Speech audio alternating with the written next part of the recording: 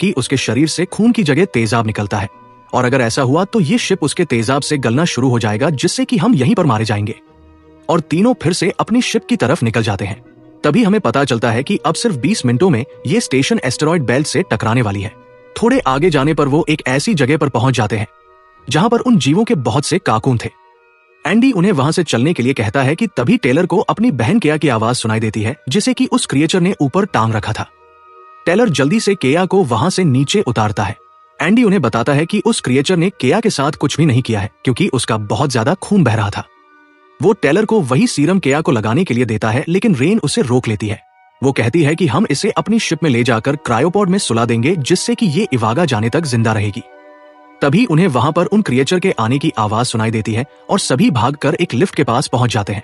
लेकिन तभी वहां पर एक क्रिएचर आकर अपनी पूंछ को टेलर के अंदर घुसा देता है और साथ ही एंडी को भी जख्मी कर देता है। वो क्रिएचर टेलर को अपने साथ ऊपर ले जाता है। तभी हम देख पाते हैं कि वहां पर बहुत सारे क्रिएचर हैं।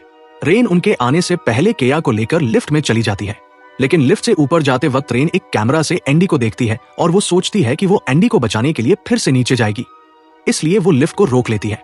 रेन केया को सीरम पकड़ाकर उसे कहती है कि वहां से सीधा तुम शिप में चली जाना, जहां से वो शिप ऑटोपायलट मोड पर तुम्हें इवागा ले जाएगी। इतना कहने के बाद रेन उस लिफ्ट से उतरकर वापस नीचे जाने लगती है। उस वक्त लिफ्ट में केया खुद के अंदर वो सीरम इंजेक्ट कर लेती है। नीचे पहुंचने के बाद रेन देखती है कि अब वहां पर कोई भी क्रिएचर नहीं है, इसलिए वो जल्दी से एंडी के पास चली जाती है।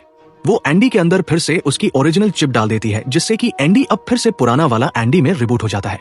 कि तभी फिर से वहां पर बहुत सारे क्रिएचर आ जाते हैं, जिन्हें देखकर एंडी और रेन वहां से भागकर एक दूसरी लिफ्ट तक पहुंच जाते हैं।